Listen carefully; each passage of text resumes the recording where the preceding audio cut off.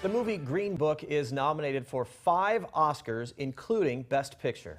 The history behind the actual Green Book is showcased in a new exhibit at Midway Village Museum. It's a travel guide that lists places likely to allow people of color to have the most trouble-free trip.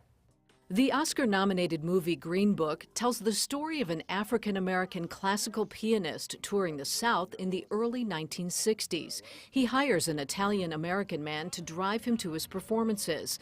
The film references the Green Book, a travel guide for African Americans first published in 1936. Often a lot of hotels, restaurants, gas stations wouldn't serve you if you were black. And so Victor Green, who was a New York resident, started putting together this guidebook that would list the hospitable locations in each city. Rockford is mentioned in the travel guide. Even though it's a northern city, African Americans experienced a great deal of discrimination in Rockford. Until the late 1940s, the Nelson Hotel would not serve black diners in their restaurant, let alone allow them to rent a room.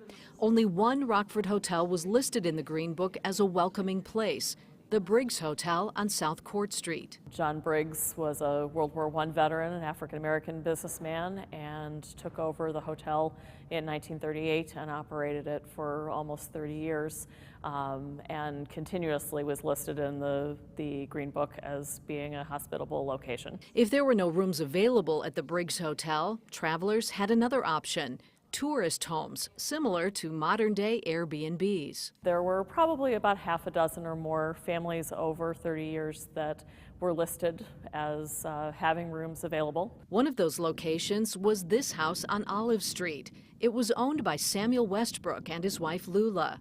Their home was listed in the Green Book for more than 25 years. By the early 1960s, the Green Book started including guidance on legal protection against discrimination. As civil rights law starts to be codified and laws began to change, they were working to let their readership know where they had legal rights to complain if they weren't given accommodations.